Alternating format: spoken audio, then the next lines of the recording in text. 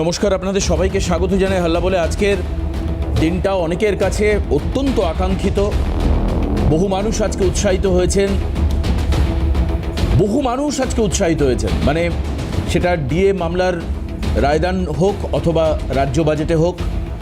আবার অন্যদিকে রাজ্যসভায় রাজ্যের তৃণমূল কংগ্রেস অর্থাৎ রাজ্যের শাসক দলকে তুলোধনা করেছেন প্রধানমন্ত্রী। সব কিছু নিয়ে আজকে অত্যন্ত তাৎপর্যপূর্ণ আমাদের আজকের এই প্যানেল, আমাদের আলোচনা, যার সবথেকে বড় সাক্ষী হচ্ছে আমাদের এই রাজ্যের মানুষ, যারা আমাদের সঙ্গে থাকেন, যারা টিভিতে, ইউটিউবে, বিভিন্ন সোশ্যাল মিডিয়া আমাদেরকে রেসপন্স করেন, দেখেন আমাদের প্রোগ্রাম। তাদের জন্য আজকের অনুষ্ঠান। আপনারা জানেন যে সকালবেলায় আজকে 10:30টার সময় সুপ্রিম কোর্টে রায়দান ছিল। সেপ্টেম্বরের 8, 2025 শুনানি পর্ব শেষ হওয়ার পর আজকে রায়দান প্রক্রিয়া হয়েছে এবং সেই রায়দানে দেখতে পাওয়া যাচ্ছে যে রাজ্যের পরাজয় এবং রাজ্য সরকারি কর্মচারী সংগঠনগুলোর জয়। এর ফলে যেটা হবে ফলশ্রুতি হিসাবে 12 লক্ষ মানুষের পরিবার তারা সুবিধা পাবে। অবসরপ্রাপ্ত যারা পেনশন হোল্ডার তারাও সুবিধা পাবেন। ঠিক দুপুরবেলা যখন গড়িয়ে গেল, এরপরে উৎসাহ আরও বাড়ল। কোন জায়গায় উৎসাহ বাড়ল? সেটা হচ্ছে রাজ্যের ইন্টারিম বাজেট অর্থাৎ ভোট অন অ্যাকাউন্ট, আগামী 2 মাস 2.5 মাসের জন্য যে বাজেট হয়, সেই বাজেট পেশ হলো এবং সেই বাজেট পেশের পরে বেশ কিছু লিউক্রেটিভ অফার অ্যাপ্রোচ রাজ্য বাজেটে দেখতে পাওয়া গেল। যেটা আশাই করা হয়েছিল যে লক্ষ্মীর ভাণ্ডার বাড়বে, তাই হলো। সাধারণের জন্য অর্থাৎ জেনারেল যারা কাস্ট তাদের জন্য 1500 এবং যারা SC ST OBC থেকে বিলং করছেন তারা 1200 জায়গায় 1700 টাকা পাবেন। যুবশক্তি একটি প্রকল্প রাজ্য সরকার চালু করলো, যেখানে মাধ্যমিক পাস হচ্ছে ম্যান্ডেটরি। 40 বছরের নিচে তার যদি বয়স থাকে তাহলে সে 1500 টাকা করে পাবে। সঙ্গে অঙ্গনওয়াড়ি কর্মী যারা, ICDS কর্মী যারা আন্দোলন করছিলেন তাদের 1000 টাকা ভাতা বৃদ্ধি করা হলো। এবং অন্যদিকে আমরা দেখতে পেলাম যে আরও একাধিক প্রকল্পে রাজ্য সরকার গুরুত্ব দিলেন এবং এই বাজেটের পর, এই ইন্টারিম বাজেটের পর মমতা বন্দ্যোপাধ্যায় বললেন যে কেন্দ্র আমাদের কথা ভাবে না, আমাদেরকে আমাদের কথাই ভাবতে হয়। এরপর আসি বিকেলের দিকে, মানে 3টে ফ্রেজে আজকে ত্রিফলা আলোচনা।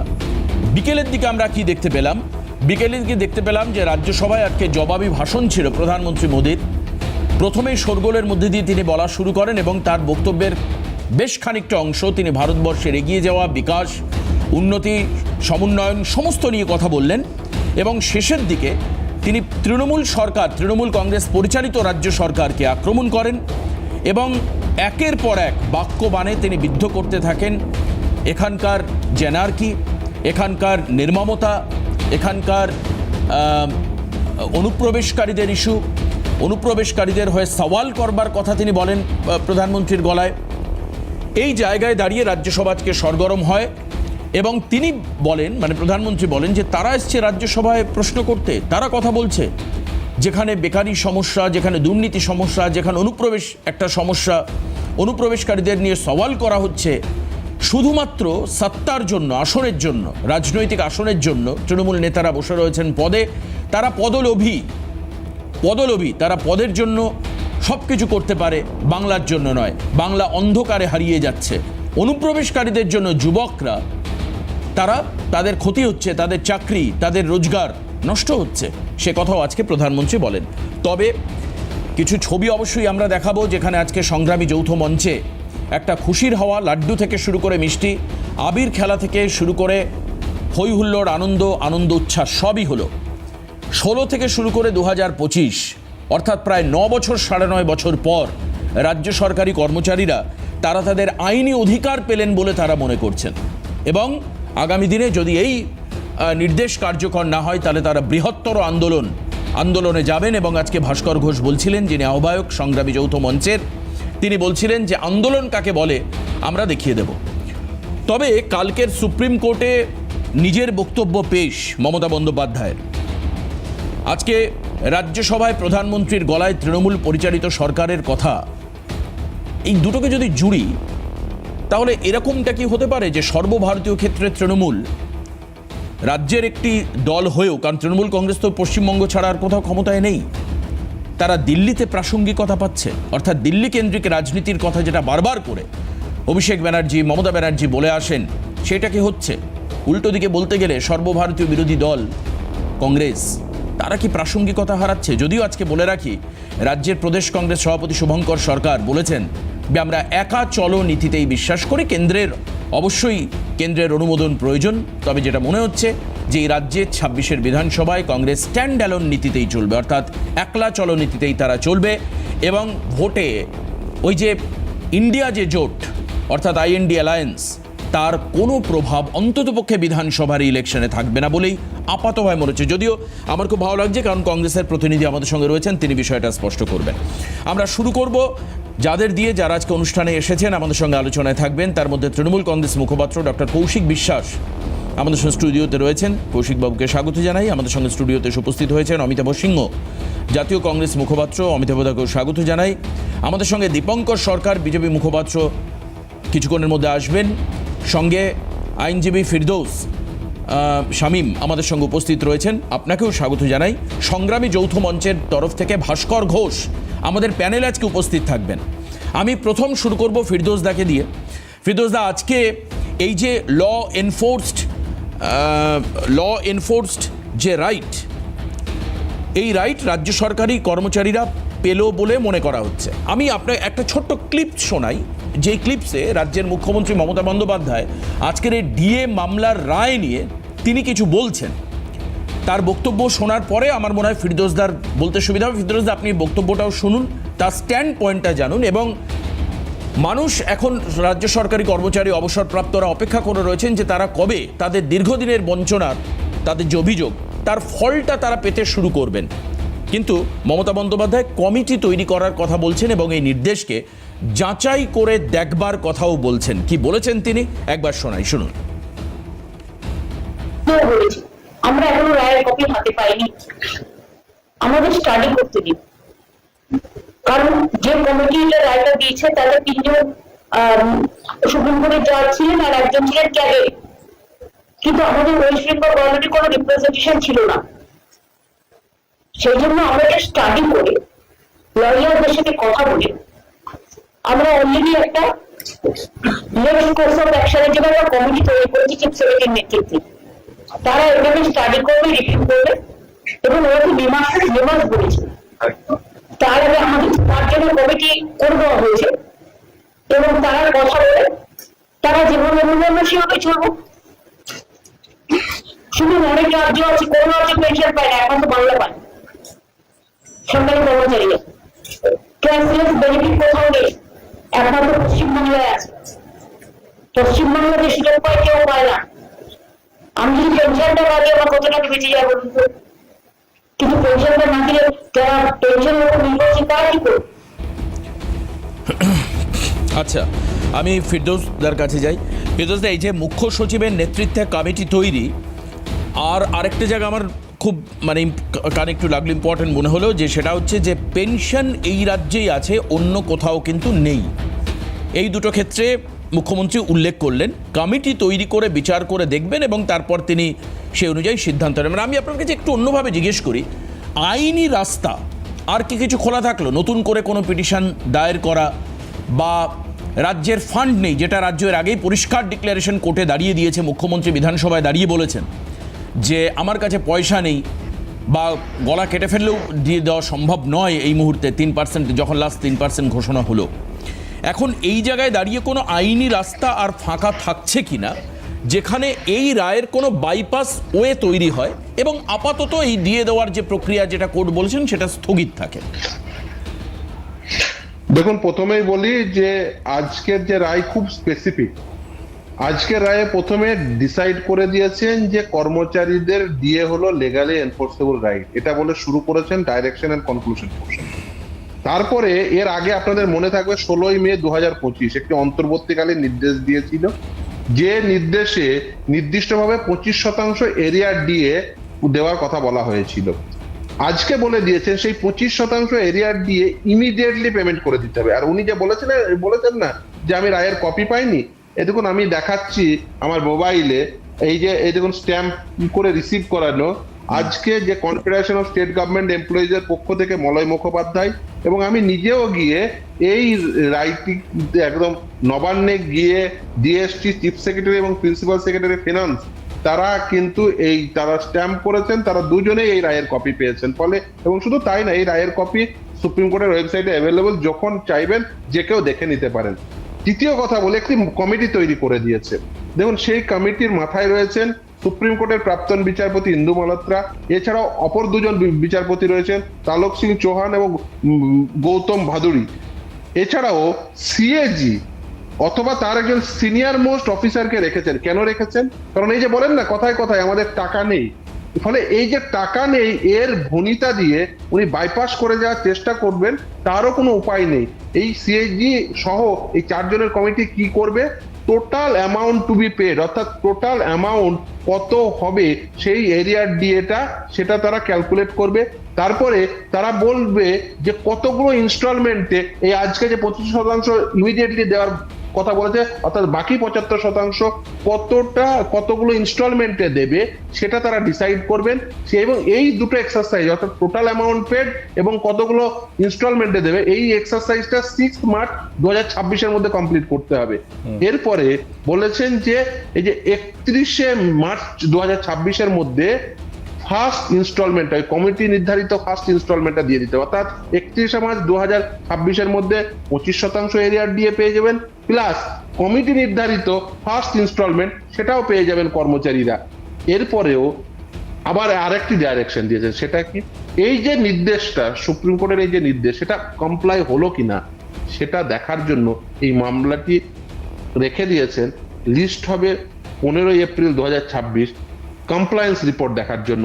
স্ট্যাটাস রিপোর্ট দিয়ে জানাবেন রাজ্য সরকার যে তারা আদালতের এই নির্দেশকে পুঙ্খানুপুঙ্খভাবে ফলো করেছেন কি করেননি। আজকে মহামান্য বিচারপতি সঞ্জয় কারল এবং মহামান্য বিচারপতি প্রশান্ত কুমার মিশ্রের এই যে বেঞ্চ, সেখান থেকে পরিষ্কার আজকে বোঝা গেল যে সপ্তম জয়ের মাধ্যমে, ঐতিহাসিক জয়ের মাধ্যম দিয়ে, যে ডিএ কর্মচারীদের লেগালি এনফোর্সেবল রাইট, যে কথা প্রথম দিন থেকে বলে আসছি, যে কর্মচারীদের legally enforceable right DA all India consumer price ইন্ডেক্সের সঙ্গে সাজুজ্য রেখে দিতে হবে। তার কারণ রোপারুল 2009-এ এই কথা লেখা আছে। রোপারুল 2019-এ মমতা বন্দ্যোপাধ্যায়ের সরকার এই ডিএ প্রভিশনটি উঠিয়ে দিয়েছেন, কিন্তু রোপারুল 2009-এ নির্দিষ্টভাবে বলা আছে ডিএ এআইসিপিআই অনুযায়ী দিতে হবে। ফলে সেখান থেকে পালিয়ে যাওয়া বা কোনোভাবেই আমি দেব না, ওই অ্যাপ্লিকেশন করব বা রিভিউ করব, এই সুযোগ একেবারেই নেই। যদি করতে পারেন, অ্যাপ্লিকেশনও করতে পারেন, রিভিউও করতে পারেন, কিন্তু সেটি পুনর্বিবেচিত হবে কি হবে না সেটা তো আদালত দেখবে। এর আগে দেখেছেন এসএসসি মামলার ক্ষেত্রে রিভিউ কি অ্যাকসেপ্টেড হয়েছিল? রিভিউ অ্যাকসেপ্টেড হয়নি, কিন্তু ফিরদৌস দা, আপনি তো এটা জানেন যে এই যে রায়টা দেওয়া হলো, অলমোস্ট আমার মনে হয়, কারণ আপনি হাইকোর্ট সম্পর্কে জানেন, হাইকোর্টের ডিভিশন বেঞ্চের একই রায় ছিল, সেটাকে পরবর্তীকালে সুপ্রিম কোর্টে ক্যারি ফরওয়ার্ড করা হলো এবং সেই রায় প্রায় বহাল থাকলো, হয়তো অ্যানালিসিস বা ডিভিশন এগুলো হয়েছে। কিন্তু আমি একটা কথা আপনাকে যোগ করে দিই, এই রায়টা দেওয়ার পরে টাইম বাউন্ড করে দিয়েছেন, অর্থাৎ নির্দিষ্ট সময়কালের মধ্যে এই রায়টি কমপ্লাই করানোর জন্য টাইম বাউন্ড ম্যানারে বলে দিয়েছেন কখন কোন ইনস্টলমেন্ট দিতে হবে ইমিডিয়েটলি। একটা সম্ভাবনার কথা বলি, হাইপোথেটিক্যাল, ইমাজিনারি ধরে নিয়ে, যদি ধরে নিন যে এর আগেও তো সুপ্রিম কোর্টের একটা নির্দেশ ছিল যে 25% দিতে হবে, সেটাও তো ডেট দেওয়া ছিল আমার যতদূর মনে আছে, সেটা দেওয়া হয়নি। 6 সপ্তাহ দেওয়া ছিল, 6 বা 7 সপ্তাহ বা 6 সপ্তাহ দেওয়া ছিল, 6 সপ্তাহ। এবার আপনি আমাকে বলুন, এই ক্ষেত্রে যদি রাজ্য সরকার না দেয় বা না দিতে পারে বা না দেয়, দুটোই আমি ধরে নেব, দিতে পারলো না, তাদের ফান্ডে টাকা নেই, অথবা দিলেন না, এই ক্ষেত্রে কি হতে পারে? দেখুন, এর কোনো সুযোগ নেই। তার কারণ কি? তার কারণ হচ্ছে সুপ্রিম কোর্টে ওই যে রাইটটির কথা বলছেন, সেটা হচ্ছে অন্তর্বর্তীকালীন নির্দেশ, তখন কিন্তু মামলাটি চলছে। আচ্ছা। এবং এই অন্তর্বর্তীকালীন নির্দেশটি যে মানেননি সেটা কিন্তু আদালতের মাথায় রয়েছে বলেই আপনি যদি রায়ের ডিরেকশন এন্ড কনক্লুশন পোর্শনে প্যারা 59.4-এ চলে যান, সেখানে সেই অর্ডারটিকে কোট করেই বলে দিয়েছেন ওই যে নির্দেশটি ছিল অন্তর্বর্তীকালীন নির্দেশ, সেটা ইমিডিয়েটলি, ওই ইন্টারিম ডিরেকশনটা ইমিডিয়েটলি কমপ্লাই করে দাও।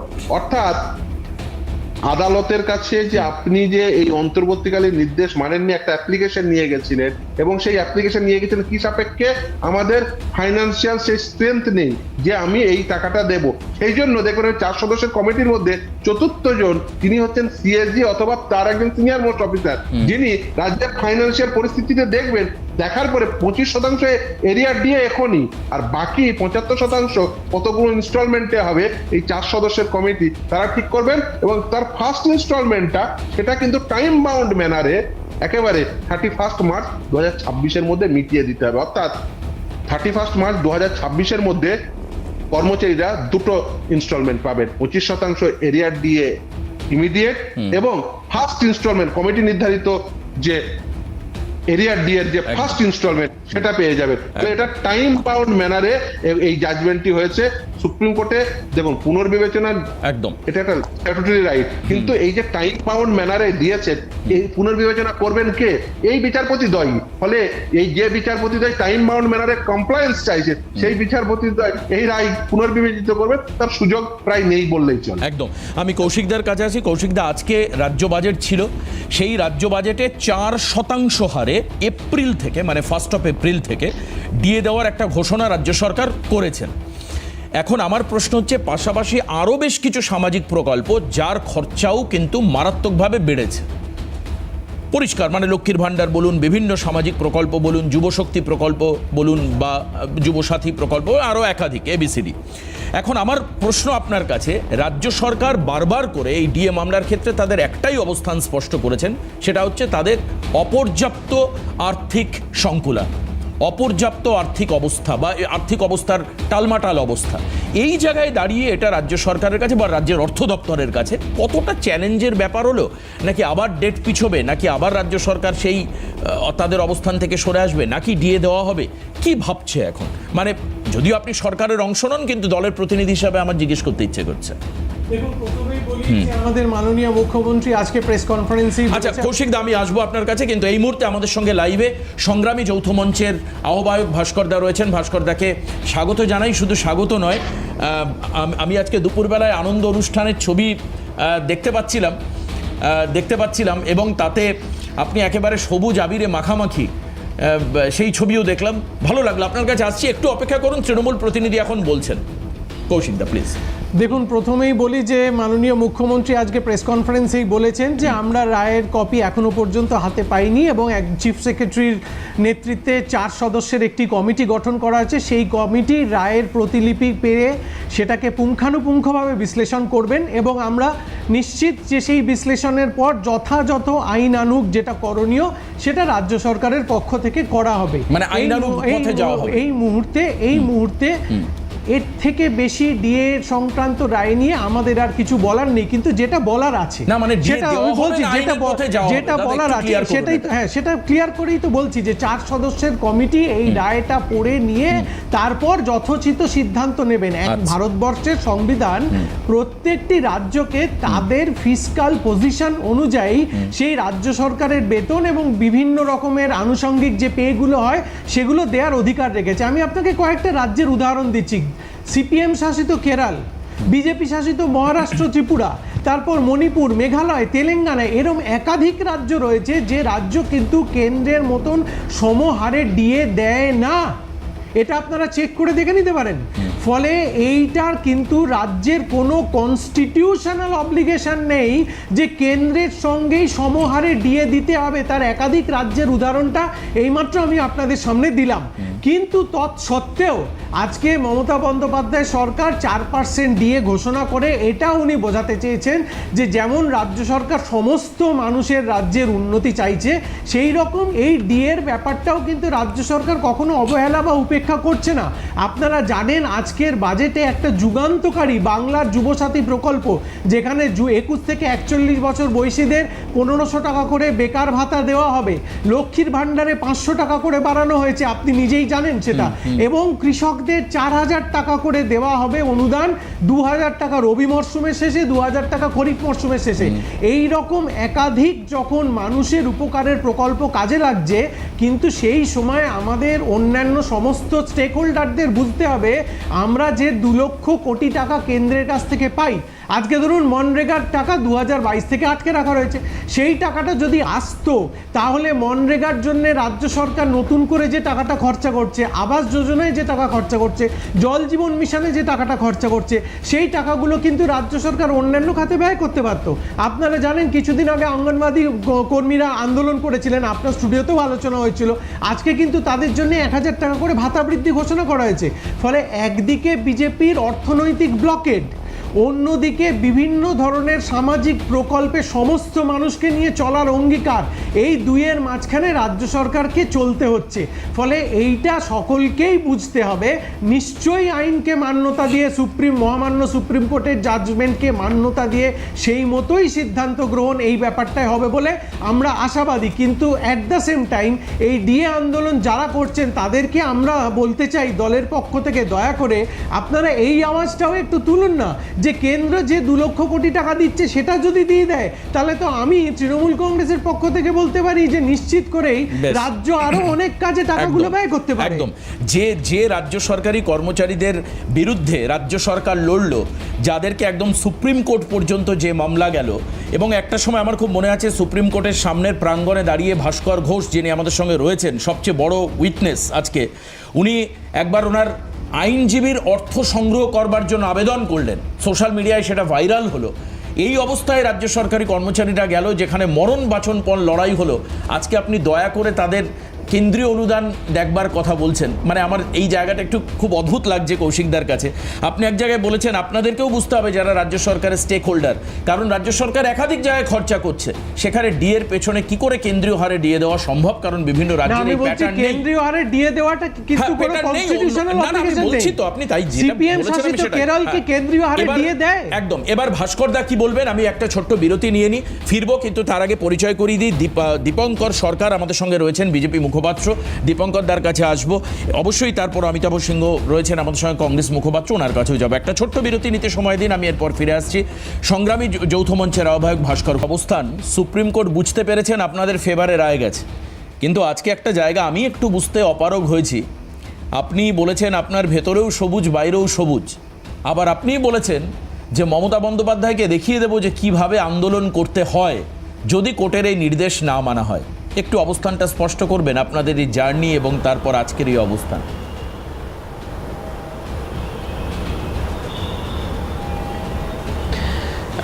জার্নিটা বলতে 2022 সালে যখন মানে হাইকোর্টের ডিভিশন বেঞ্চের রায় হয় যে ডিএটা কর্মচারীদের মৌলিক মানে আইন স্বীকৃত অধিকার, লিগালি এনফোর্সেবল রাইট, তারপরেই আমাদের সংগ্রামী যৌথ মঞ্চের পথ চলা, সমস্ত রকম দলীয় রাজনীতি মুক্ত হয়ে মানে সমস্ত ধরনের কর্মচারীরা এক জায়গায় এসে পড়ে পথ চলা শুরু করে, অনশন, আন্দোলন, মিছিল, অবস্থান সমস্ত কিছু করে বর্তমান রূপার যে বকেয়া, সেই বকেয়া কিছুটা আদায় করতে সমর্থ হয়েছি আমরা।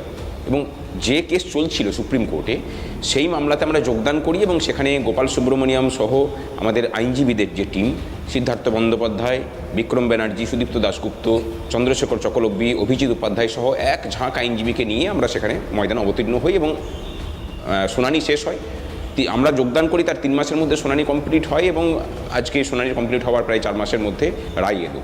এবং সেই রায়টাতে পরিষ্কার বলেছে যে 25% বকেয়া, 25% ইমিডিয়েট মেটাতে হবে, বাকি যে 75% পড়ে থাকবে তার জন্য একটা 4 সদস্যের কমিটি কনস্টিটিউট করা হয়েছে।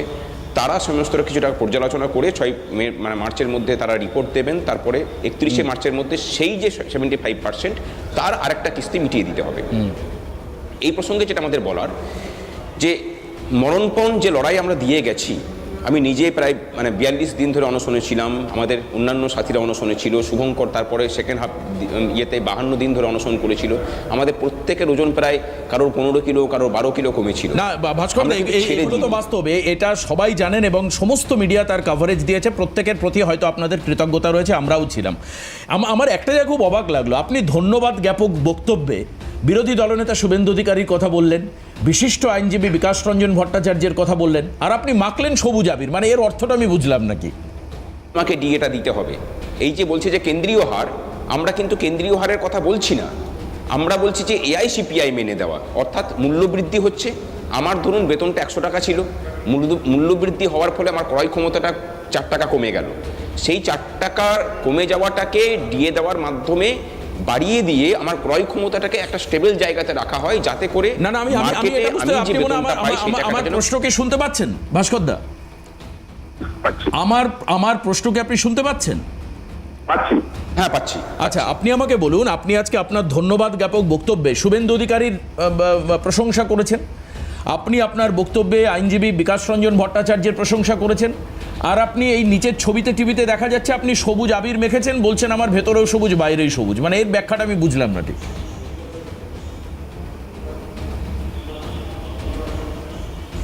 দেখুন, সবুজ রং যেটা আছে সেই সবুজ রং হচ্ছে সজীবতা, শ্যামলতা এবং যৌবনের প্রতীক। লড়াই কিন্তু যৌবন দিয়েই হয়। এই রাজ্যের যুবক যুবতীদের বিগত 14 বছর ধরে একটা মিসম্যানেজমেন্ট করে রাজ্য থেকে বিতরণ করা হয়েছে। এই রাজ্যে কোনো আইটি প্রফেশনাল, এমনকি টয়লেট পরিষ্কার করার কোনো লোক, তাকেও তার নিজের কাজটা খোঁজার জন্য অন্য রাজ্যে পাড়ি জমাতে হচ্ছে। আমরা বলছি যে যৌবনের যে নির্বাসন এই রাজ্য সরকার দিয়েছে, আমরা সেই যৌবন দিয়েই লড়াই করেই এই রাজ্যে যৌবনের মানে ফিরে আসার পথটাকে প্রশস্ত করলাম। ডিএ না দেওয়ার মধ্যে দিয়ে রাজ্যের স্থায়ী কর্মচারীদের বেতনটাকে যেমন অর্ধেক জায়গাতে রাখা হয়েছে সারা ভারতবর্ষের বাকি কর্মচারীদের তুলনায়, ঠিক একই রকমভাবে একজন ধান পোতার শ্রমিকও কিন্তু আসাম বলুন, বিহার বলুন, মানে ঝাড়খণ্ড বলুন বা উড়িষ্যা বলুন, এদের থেকে অর্ধেক বেতন পান। মানে একই রকমভাবে স্থায়ী কর্মচারী অর্ধেক বেতন পাচ্ছে, সমস্ত স্তরের কর্মচারীদের বেতন কিন্তু এখানে অর্ধেক। এই জায়গাটাকে পুনঃপ্রতিষ্ঠা করার লড়াইটা শুরু হলো, এবং আমরা বলছি যে যৌবনকে পশ্চিমবঙ্গ থেকে বিতরণের মধ্যে দিয়ে পশ্চিমবঙ্গটাকে বৃদ্ধাশ্রম বানানো হয়েছে, সেই যৌবনকেই আমরা এই যে লড়াইটা জিতলাম, মানে আপাতত জয় হলো, সেই যৌবনেরই জয়, এবং সেই বাকি যে যৌবন অন্য জায়গাতে নির্বাসিত হয়েছে তাদেরকে ফিরিয়ে নিয়ে আসার পথটা আমরা এই লড়াইটা, নতুন লড়াই শুরু হলো। আমরা সেই কারণের জন্য সবুজ আবিরটা মেখেছিলাম। আর যৌবন তো বাইরে ভিতরে নয়, চির জায়গাতেই মানে সবসময় বিরাজিত।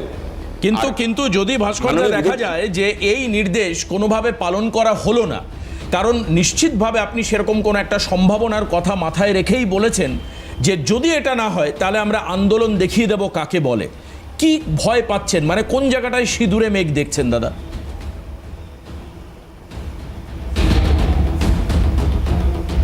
দেখুন, আজকে মাননীয় মুখ্যমন্ত্রী কিন্তু তার বক্তব্যে বলেছেন যে আমরা এই রায়টাকে পর্যালোচনা করব, এবং মুখ্য সচিবের নেতৃত্বে 5 জনের একটা কমিটি করেছে। আপনি নিশ্চিত থাকতে পারেন যে এরা সেটাকে না মানার দিকেই যাবে।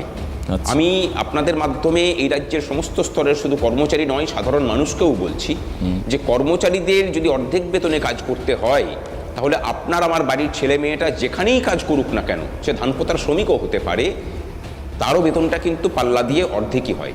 এই যে লড়াই, সেই লড়াইটা বাঙালি অস্মিতার লড়াই। কারণ আমরা ব্যাখ্যা করছি যে কোনো জাতি যদি তার পরিশ্রমের সঠিক মূল্য না পায়, তাহলে সেই জাতির অস্তিত্ব টিকে থাকতে পারে না। বাঙালি জাতির সঠিক শ্রমের, সঠিক পারিশ্রমিকের যে লড়াইটা আমরা শুরু করেছি, সেই লড়াইটাকে সমাপ্ত করার দায়িত্ব এবার এই রাজ্যের সাধারণ মানুষকে নিতে হবে। এই রাজ্যের সাধারণ মানুষ এবং তাদের সন্তান সন্ততিরা পশ্চিমবঙ্গের সরকারের বিভিন্ন ডিপার্টমেন্টে পড়ে থাকা 6 লক্ষ শূন্য পদে স্থায়ীভাবে নিয়োগ চায় তাদের ছেলেমেয়েরা, শিক্ষিত যুবক যুবতীরা। তারা যুবশ্রী চান না। কেন যুবশ্রী তাদেরকে দিতে হবে? একদম। যেখানে রাজ্য সরকারের 6 লক্ষ শূন্য পদ পড়ে আছে, সেখানে স্থায়ীভাবে কেন নিয়োগ করতে পারছেন না? যেখানে পাশের রাজ্য বিহার, তারা বিগত 2 বছরের মধ্যে প্রায় 5 লক্ষ স্থায়ী পদে নিয়োগ করেছে, অস্থায়ী কর্মচারীদের স্থায়ীকরণ করেছে। সেখানেও দেখা যাচ্ছে যে লক্ষ্মী ভাণ্ডারের মতো প্রকল্প চলে, তারপরেই কিন্তু তারা কেন্দ্রীয় এআইসিপিআই মেনেই তারা কিন্তু ডিএটা দিয়ে যাচ্ছেন। আর আমাদের তৃণমূলের যে সাথী বললেন যে কেন্দ্রীয় হারে ডিএ দেওয়ার কোনো নিয়ম নেই, আমরা বলছি যে কেন্দ্রীয় হারে ডিএ দিতে হবে না, যে এআইসিপিআই মেনে দেওয়া হয় সেই এআইসিপিআই মেনে দিতে আপনি বাধ্য, সেটা কিন্তু সুপ্রিম কোর্ট আজকে বলে দিয়েছে। বেশ, অনেক ধন্যবাদ দাদা, আপনি সঙ্গে থাকুন, আমি নিশ্চয়ই উত্তর নেব। কংগ্রেস এবং বিজেপির প্রতিনিধি এখনো একবারও বলেনি। কৌশিক দা আমাকে একটু সময় দিন, আমি দুজনের বক্তব্য শুনে নিই, তারপর আবারও আসবো। ফিরে একটা ছোট্ট যৌবন এবং যুবসাথী, এই সবগুলো যদি একসঙ্গে দেখা যায়, আজকে কিন্তু সমস্তটারই উত্থান হয়েছে। কোথায় কি করে? যুবসাথীর জন্য প্রকল্প মমতা বন্দ্যোপাধ্যায়ের, যৌবনের জয় বলছেন ভাস্কর ঘোষেদের মতো মাটি কামড়ে পড়ে থাকা আন্দোলনকারীরা। অন্যদিকে প্রধানমন্ত্রী বলছে এই রাজ্যে অনুপ্রবেশের জন্য যৌবন এবং যুবকদের ভবিষ্যৎ সম্পূর্ণ অন্ধকারে, সত্তার লোভে, শুধুমাত্র আসনের লোভে এই রাজ্যের শাসক দল তারা বসে রয়েছে। কংগ্রেস কিভাবে দেখছে? সঙ্গে স্ট্যান্ডালোর নীতি আপনাদের আবার এবার। না, প্রথমে ডিএ মামলা সম্পর্কে কয়েকটা কথা আমাদের বলার আছে। আমি খুব অবাক লাগছে আপনি যাই হোক এই ভাস্কর বাবুকে যে প্রশ্নটা করলেন যে কেন সবুজ আবির ইত্যাদি আপনি চেষ্টা করছিলেন অনেক কিছু বলার, কিন্তু আপনি আমার মনে হয় আপনি বোধহয় একটু কটাক্ষই করেছিলেন, গিরগিটি বললেন কিনা যায় না। আমার বক্তব্য সেটা না, আমি একবারও বলি আমার বক্তব্য হচ্ছে এই যে মামলাটা আমার কাছে এই মামলার রায়টা আছে 124 পাতার রায়, তার প্রথম পৃষ্ঠাটা আমি দেখাচ্ছি। প্রথম পৃষ্ঠা যেখানে বলা হয়েছে বলেছে যে state of West Bengal and others appellant versus confederation of state government employees West Bengal and others respondent. আসল মামলাটাই করেছিল কংগ্রেস প্রভাবিত যে state government confederation of state government, যার মাথায় আছেন শ্যামল মিত্র এবং মলয় মুখার্জি। এই দুই ভদ্রলোককে গত 9 বছর ধরে শাসক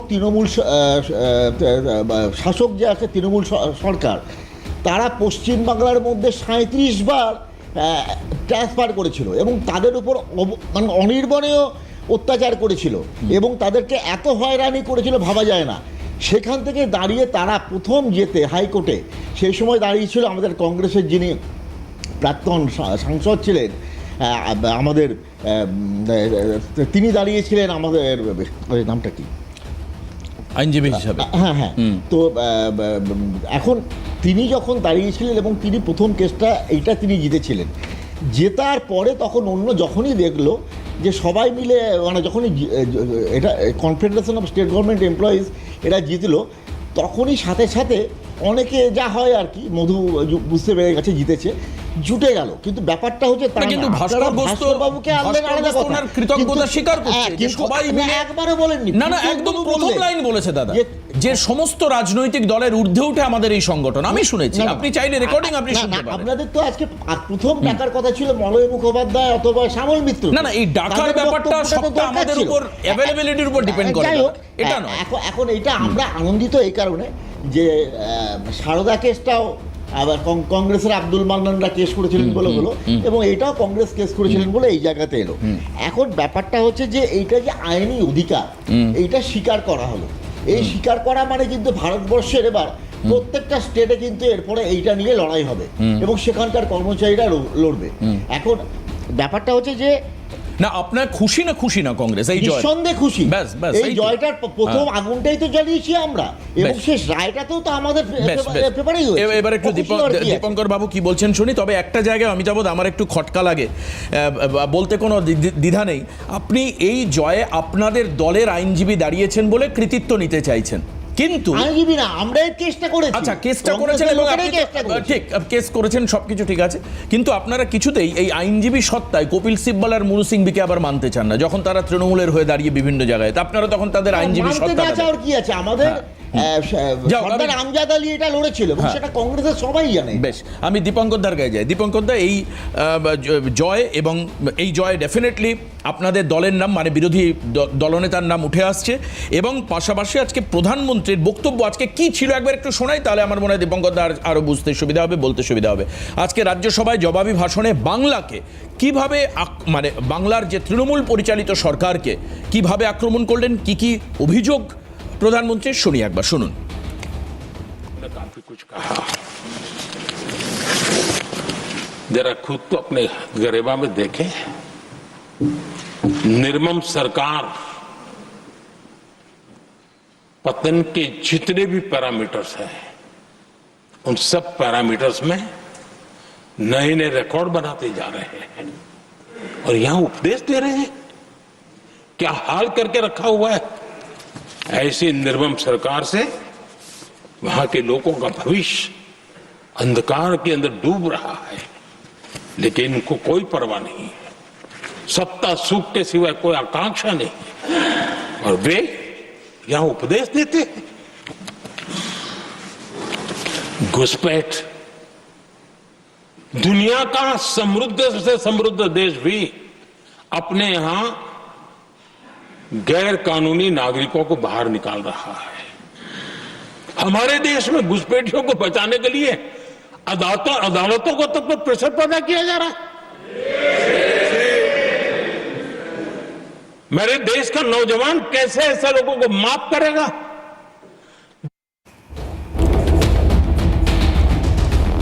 একটা দিক হচ্ছে তৃণমূল সরকারের সমালোচনা, কিন্তু পাশাপাশি অনেকেই মনে করছেন, তৃণমূলের অনেকে আমি বলতে শুনছি যে অত্যন্ত প্রাসঙ্গিক হচ্ছেন মমতা বন্দ্যোপাধ্যায় দিল্লির রাজনীতিতে। কি বলবেন দীপঙ্কর দা? একটা বিরতির পর ফিরে। সরকার তার সহকর্মীকে, মুখ্যমন্ত্রীকে ফাইলকে দেয়, মুখ্যমন্ত্রীর কাজ করে, মুখ্যমন্ত্রীর গ্রামে কারা ছোটে, কারা থাকে, এই সরকারি কর্মচারীরা, সেই সরকারি কর্মচারীদেরকে বাংলার মাননীয়া তিনি বলছেন কুকুরের সাথে তুলনা করে বলেছিলেন ঘেউ ঘেউ করে। আজকে সুপ্রিম কোর্ট তাকে থাপ্পড় মেরে নয়, মানে গলা ধাক্কা দিয়ে দেখিয়ে দিয়েছে যে ডিএটা দেওয়াটা কতটা প্রাসঙ্গিক, কতটা জরুরি। সুপ্রিম কোর্ট বলেছে ডিএ 40% বাকি, সেক্ষেত্রে মাত্র আজকের বাজেটে আমরা দেখলাম একটা ছেলে খেলা মতন, তাচ্ছিল্য করার মতন 3 থেকে 4% ডিএ দেওয়ার কথা বলেছে। অর্থাৎ বাংলার সরকারি কর্মচারীদেরকে টাকা দেওয়ার সময় মমতা ব্যানার্জি থাকে না, তিনি ওই পুজোর নামে, মানে মেলা খেলার নামে হাজার হাজার কোটি টাকা মদের মেলাচ্ছ করার জন্য টাকা দিতে পারেন। এই হচ্ছে বাংলার সরকার। দ্বিতীয় একটা ব্যাপার, আজকের বাজেট পুরোটাই দেশাহীন বাজেট, পুরোটাই একটা মানে মিথ্যা দলিল। তার কারণ সময় সংক্ষেপ একটা বিষয় উল্লেখ করে বলছেন না, যুবসাথী প্রকল্প কত বছরের পাবে? 18 বছর থেকে 21 বছরের পর থেকে পাবে। আমি বলছি কি 17 থেকে 21-এর মধ্যে পাবে। 2000 একদম পরিসংখ্যান দিয়ে দেখুন, 22 থেকে চুরি করে শুরু করে আমাদের যারা দেখেছে 17 থেকে 21-এর মধ্যে যদি দেখা হয়, তাহলে বিগত 5 বছরের মাধ্যমিক পরীক্ষার্থী দিয়েছে 47,51,749 জন। 5 বছরে যারা পাবে 47,51,749 জন। সেই সংখ্যাটাকে যদি 5 লক্ষ দিয়ে 5,05,000 কোটি টাকা দিয়ে ভাগ করেন, প্রতিটা ভাগের সংখ্যাটা কত দাঁড়াচ্ছে? ভাগের সংখ্যাটা মাত্র দাঁড়াচ্ছে কতজন পাবে? পরিসংখ্যানটা দেখা যাচ্ছে 26 লক্ষ সামথিং পাবে। কত পাবে? 26 লক্ষ, একটু সংখ্যা বেশি পাবে, 27.8 লক্ষ পাবে। 18,000 দিয়ে ভাগ দিলে 5 কোটিকে 27,08,000 পাবে। 27,08,000 পাস করলো কত মাধ্যমিক? 47 লক্ষ। 47 লক্ষ 51,000 পাস করলো, আর দেবে হচ্ছে 27 লক্ষকে। মানে ব্যাপারটা যে টাকা রেখেছে সেই টাকায় সকলকে দিতে পারবে না, সকলকে দেওয়ার বিধান নেই, অথচ সেই সংখ্যাটাকে, সেই যুব সমাজের সংখ্যাটাকে দেওয়ার কথা বলে একটা ভাওতা, একটা মিথ্যাচার। এটাই প্রমাণিত, সংখ্যা বলছে, আমি বলছি না। যেটা করেছে, অর্থাৎ এই সরকার যে ভাতা মেলা খেলায় করে পরবর্তী প্রজন্মকে তাদের চাকরির কোনো দিশা নেই, চাকরির কোনো দিক নির্দেশ নেই, কর্মসংস্থানের কোনো দিক নির্দেশ নেই, অথচ ভাতা দিয়ে তাদেরকে ভাতাজীবী করে এই বাংলায় যুব সমাজকে পঙ্গু করে দিচ্ছে, তাদের ভবিষ্যৎ প্রজন্মকে ধ্বংস করে দিচ্ছে।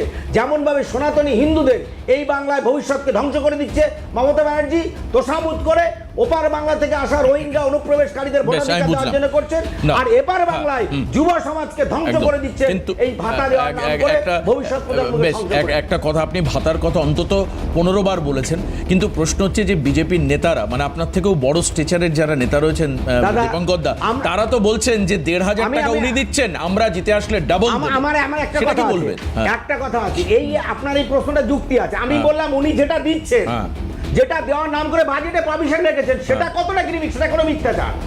তাহলে আজকে আপনার ইকুয়েশন আমি বুঝতে পেরেছি। না 5,000 কোটি টাকা যদি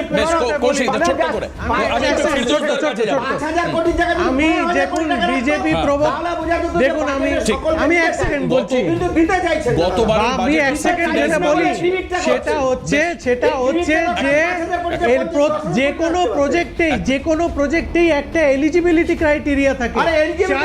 বলতে দিন, ওই এলিজিবিলিটি ক্রাইটেরিয়া সবাই যে অ্যাপ্লিকেশন করবেন তার মানে নেই। মাধ্যমিকের পর অনেকেই গ্র্যাজুয়েশন করে চাকরি পেয়েছে, মাধ্যমিকের পর অনেকেই গ্র্যাজুয়েশন করে চাকরি পেয়েছে। ফলে এলিজিবিলিটি ক্রাইটেরিয়া মানে এই নয় যে তারা পাবে এই 47 লক্ষ দেবেন। আচ্ছা দুজন একটু থামুন। ফিরদৌস দা, ছোট্ট করে রাজ্যের একজন প্রতিনিধি, এখানে আইনজীবী সত্তা আমি দেখছি না, একজন রাজ্যবাসী হিসাবে এই বাজেটকে কিভাবে দেখছেন, এবং এই যে লিউক্রেটিভ বাজেট, এটা কি সত্যি মানে রাজ্যের জন্য বিপজ্জনক অবস্থা হবে? কারণ এর আগেও আমরা দেখেছিলাম যে বাজেটের জন্য যে রেভিনিউ প্রভিশন, সেটার থেকে কিন্তু ঘাটতি ছিল। এবার যে বাজেটটা আসলো, সেটা মানে রাজ্যের অর্থ অবস্থার ক্ষেত্রে, আর্থিক ব্যবস্থার ক্ষেত্রে কি দিশা দিতে পারে আগামী দিনে? দেখুন, বাজেট মানে কি আপনার আয় ব্যয়ের হিসাব। আয় আপনার নির্দিষ্ট, এই আয়ের অংশটি আপনি খরচ করবেন। এতে 2 রকম খরচ হয়, একটা হচ্ছে স্থায়ী খরচ, একটা হচ্ছে অস্থায়ী খরচ। স্থায়ী খরচ কোনগুলো, যেমন ধরুন বেতন ভাতা, এই লক্ষ্মীর ভান্ডার, বেকার ভাতা যেগুলো বললেন, এগুলো হচ্ছে স্থায়ী খরচ।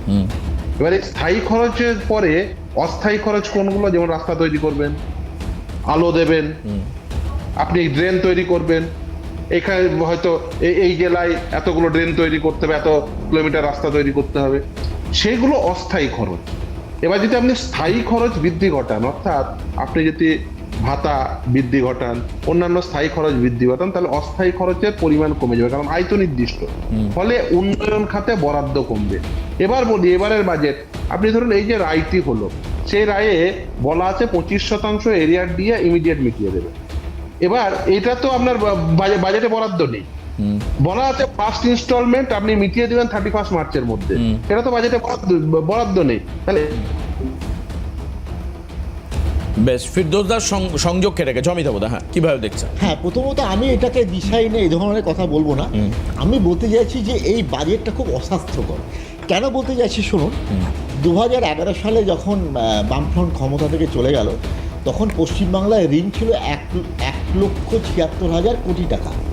বর্তমানে সেই ঋণ দাঁড়িয়েছে 7,90,000 কোটি টাকা। বাড়ল কত? 6,14,000 কোটি টাকা বেড়ে গেল, এবং এইটা হচ্ছে টোটাল জিডিপির 37.38%। এবং সবথেকে মজার জিনিস এবার দেখুন, এবারের বাজেট যেটা পশ্চিমবঙ্গ সরকার করেছে, সেটা মোটামুটিভাবে 4 লক্ষ কোটি টাকার, 4 লক্ষ কোটি টাকার বাজেট, সেখানে 7,90,000 কোটি টাকার ঋণ, মানে ডবল ঋণ। তার মানে এটাকে এটা একটা ভয়াবহ পরিস্থিতি হতে পারে। ব্যাপার। এক নম্বর বলছেন, হ্যাঁ। 2 নম্বর বলছে যে বেকার ভাতা তারা চালু করলেন, কাদের জন্য? 21 থেকে 40। তার মানে স্বীকার করে নিচ্ছেন যে 40 বছর বয়সেও এখানে পশ্চিমবাংলায় চাকরি পাওয়া যায় না, যায়নি একেবারে। এদেরকে এক মিনিট সময় দিলে আপনি 1 মিনিট এরা 5 বছর পরে যখন পাবে না, 45 বছর পর তারা কি করবে? সময় নেই, ঘাটে যাবে। আমি মার্জনা চেয়ে নিচ্ছি সবার কাছে। অনেকের অনেক কিছু বলা ছিল, কারণ অত্যন্ত ভালো বক্তাদের প্যানেল ছিল। আপনারা অবশ্যই ইউটিউবে অনুষ্ঠান দেখবেন, হাতে আর একেবারে সময় নেই, আমার শেষ করতে হবে। আমি ধন্যবাদ জানাই সংগ্রামী আহ্বায়ক মঞ্চের, যৌথ মঞ্চের আহ্বায়ক ভাস্কর ঘোষকে, ডক্টর কৌশিক বিশ্বাস, দীপঙ্কর সরকার, অমিতাভ সিংহ এবং আইনজীবী ফিরদৌস শামীম, সবাইকে ধন্যবাদ জানিয়ে আজকের অনুষ্ঠানে উপস্থিত থাকবার জন্য, মূল্যবান বক্তব্য রাখবার জন্য আপনাদের ধন্যবাদ জানাই। আজকে এখানে শেষ করছি, আপনারা সবাই আমাদের সঙ্গে থাকবেন, পরের খবরে নজর রাখবেন। নমস্কার।